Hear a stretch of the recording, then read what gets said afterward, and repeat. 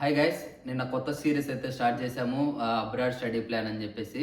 So నిన్న ఏ documents కావాలి, ఏ documents ఎక్కడ తెచ్చుకోవాలి అనేసి నిన్న మాట్లాడుకున్నాం. ఈరోజు ఏంటంటే ఎలాంటి కంట్రీ సెలెక్ట్ చేసుకోవాలి, ఎలాంటి కాలేజ్ సెలెక్ట్ చేసుకోవాలి అనేది మీకు ఈ వీడియోలో అయితే చెప్పబోతున్నా.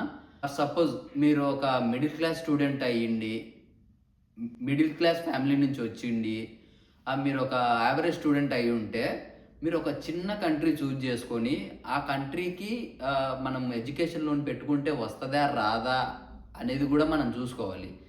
ఇంకోటి ఆ ఆ ఆ కంట్రీలో టాప్ కాలేజెస్ లిస్ట్ అంతా మనం ప్రిపేర్ చేసుకొని ఏ కాలేజీకి ఎంత ఫీజు ఉంది, మనం ఎంత అఫోర్డ్ చేయగలుగుతాము, ఆ కంట్రీలో మనం పార్ట్ టైం జాబ్ చేసుకుంటే మనం నెక్స్ట్ ఇయర్కి ఫీజు మనము కట్టుకోగలుగుతామా లేదా, మనం తెచ్చుకున్న లోన్ క్లియర్ చేస్తామా లేదా, అక్కడ ఉండే ఎక్స్పెన్సెస్ ఎంత, రెంట్ ఎంత, డిపాజిట్ ఎంత, ట్యూషన్ ఫీజు ఎంత, మనకి ఎంత సేవింగ్స్ అవుతాయి, మనం ఎంత కష్టపడాలి, పర్ అవర్కి ఎంత పే చేస్తారు, పర్ మంత్కి ఎంత వస్తుంది ఎర్నింగ్స్, ఇవన్నీ క్యాల్కులేట్ చేసుకొని అక్కడ వెదర్ కండిషన్స్ ఎలా ఉంటాయి, కష్టాలు ఎలా ఉంటాయి, ఒకవేళ లాభాలు ఏంటి, అక్కడ ఐటీ కంపెనీస్ ఎలా ఉన్నాయి, ప్రతి ఒక్కటి క్యాల్కులేట్ చేసుకొని రీసెర్చ్ చేసుకొని మనము ఒక కంట్రీకి అయితే అడుగు పెట్టాలి.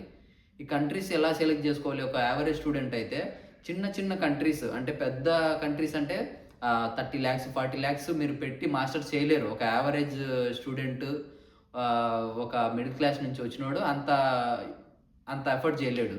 కాబట్టి చిన్న కంట్రీస్ చూజ్ చేసుకోండి. ఇంకోటి, యూట్యూబర్స్ అలాగే ఇన్స్టాగ్రామ్ ఇన్ఫ్లుయెన్సర్స్ చాలామంది ఆ కంట్రీస్కి, మన ఇండియన్స్ కానీ మన తెలుగు వాళ్ళు కానీ చాలామంది వెళ్ళింటారు. వాళ్ళు వీడియోలు చేస్తూ ఉంటారు. మీరు రీసెర్చ్ చేసి సెర్చ్ చేసి బాగా వాళ్ళని కాంటాక్ట్ అయ్యి వాళ్ళను అడిగి ఇన్ఫర్మేషన్ తెలుసుకోండి. 10 మందిని కాంటాక్ట్ అయ్యి వాళ్ళ దగ్గర 10 పాయింట్లు కలెక్ట్ చేసుకొని మీకు ఏ పాయింట్లు నచ్చినాయి, ఒకవేళ మీకు నచ్చని పాయింట్లు ఉంటే మీరు ఎలా జాగ్రత్త పడాలి, మీరు ఎలాంటి రూల్స్ తెలుసుకోవాలి, ఆ కంట్రీస్కి సంబంధించిన రూల్స్ అండ్ రెగ్యులేషన్స్ తెలుసుకొని అట్లీస్ట్ మీరు ఒక 40% అయినా మీరు తెలుసుకుంటే దాన్ని ఎలా ఫాలో అవ్వాలి అనేది మీకు ఉండాలి. అంటే మనము ఒక కంట్రీ నుంచి ఇంకొక కంట్రీకి వస్తున్నాము అంటే మనము రెడీగా ఉండాలి. యుద్ధానికి రెడీగా ఎలా ఉంటామో అలా ఉండాలి. కష్టాలు ఇక్కడ నష్టాలు ఏం తెలుసుకోకుండా ఇక్కడికి వచ్చేసి మీరు ఎక్స్పెన్సెస్ కోసము, మరి రెంట్ కోసము మళ్ళీ మీ పేరెంట్స్కి కాల్ చేసి 20-30 వేలు 40 వేలు ప్రతి నెల కట్టాలి అంటే వాళ్ళకైనా ఇబ్బంది కదా. ఇండియాలో అంత 1 మంత్ శాలరీ 2 మంత్స్ శాలరీలు అయితే 30,000 40,000 వస్తాయి. సో మీరు ప్రతి నెల మీకు అంత పంపించాలి, ఇంట్లో చూసుకోవాలి అంటే వాళ్ళకి కష్టమైపోతుంది.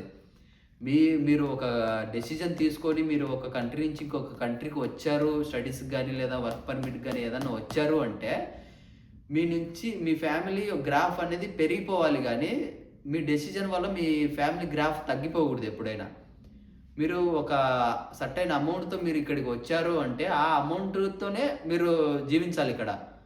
₹1 కానీ మీరు మీ ఇంటి నుంచి మళ్ళీ ఎక్స్పెక్ట్ చేయకూడదు. ₹1 కానీ మీ ఇంటి నుంచి వేయించుకోకూడదు ఇక్కడికి.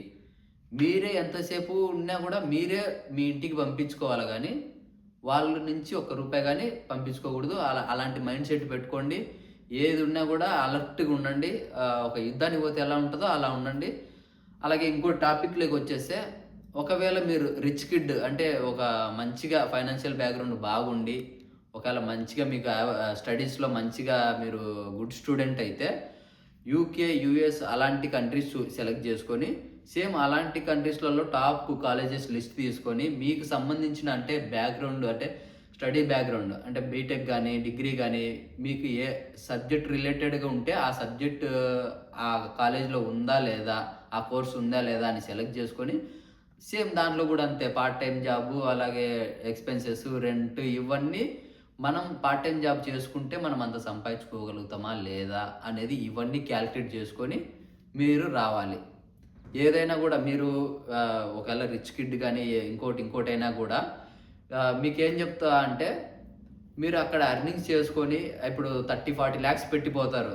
సో అక్కడ చాలామంది నాకు డిఎమ్స్ చేస్తున్నారనమాట, అన్న నాకు ఇక్కడ పార్ట్ టైం జాబ్ పోయింది, నేను చిన్న కంట్రీస్కి అలాగా యూరోపియన్ కంట్రీస్కి రావాలనుకుంటానా, ప్రాసెస్ ఏంటన్నా అని చెప్పేసి. సో అంత పెద్ద పెద్ద కంట్రీస్కి పోయి మళ్ళీ దీనికే వస్తే టైం వేస్ట్, అలాగే డబ్బులు వేస్ట్ అయిపోతాయి. సో అవన్నీ కాకుండా మీరు మంచిగా సెలెక్ట్ చేసుకోండి.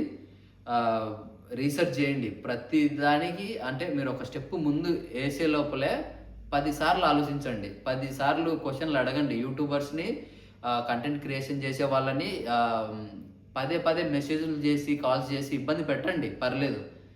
మీరు ఏం తెలుసుకోకుండా వచ్చి ఇక్కడ మీరు ఇబ్బంది పడొద్దండి. ఒకవేళ కంటెంట్ క్రియేషన్ చేసే వాళ్ళు ఇబ్బంది పడినా పర్లే. ఎందుకంటే వాళ్ళు ఇన్ఫర్మేషన్ మీకు ఇస్తున్నారు కాబట్టి, వాళ్ళు మంచిగానే ఇన్ఫర్మేషన్ ఇవ్వాలి. ఏది మిస్‌లీడ్ చేయకూడదు. ఏది మిస్‌గైడ్ చేయకూడదు. సపోజ్ ఒకవేళ అంటే మాకు ఏమి అంటే మేము రిచ్ కాదు, మేము యావరేజ్ కాదు, మేము అసలు పూర్ అనుకుంటే, ఒకవేళ డిగ్రీ గానీ, బీటెక్ గానీ అయిపోయి ఉంటే ఇండియాలో మీరు మాస్టర్స్ చేయడానికి అంటే మీకు ఏ జాబ్ రాక మీకు ఒక 20K లేదంటే 15K శాలరీతో మీరు పనిచేస్తూ ఉంటే, మీరు కొంచెం రిస్క్ చేసి అంటే మీరు ఒక 20-25, 28 స్టేజ్‌లో ఆ ఏజ్‌లో ఉంటే కొంచెం రిస్క్ చేసి ఒక 8 lakhs వరకు మీరు ఖర్చు పెట్టుకొని లేదా లోన్ పెట్టుకొని మీరు ఒక చిన్న కంట్రీస్‌కి రండి. ఆ కంట్రీస్‌లలో మంచిగా సెలెక్ట్ చేసుకొని పార్ట్ టైమ్ జాబ్ చేసుకుంటూ అట్‌లీస్ట్ మీరు ఇక్కడికి వచ్చిన తర్వాత మీరు చాలా నేర్చుకుంటారు. నేను ఇక్కడికి వచ్చిన తర్వాత ఏమేమి నేర్చుకున్నా అనేది కూడా నెక్స్ట్ వీడియోలలో మీకు చెప్తాను. ఇప్పుడు నా సిట్యుయేషన్‌కొస్తే నేను బెంగుళూరులో ఒక చిన్న జాబ్ చేసేవాడిని.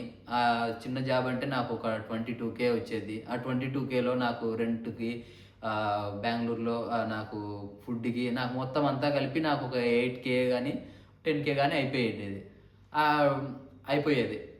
ఇప్పుడు రిమైనింగ్ 10K అంతా నేను ఇంటికి పంపిస్తే, ఇంటికి ఏయో ఖర్చులుంటాయి దానికి వాడేస్తారు గానీ, మురారి గాడు 10,000 పంపించినాడు అని చెప్పేసి బీరువాలను పెట్టి అది సేవింగ్స్ లాగా పెట్టరు.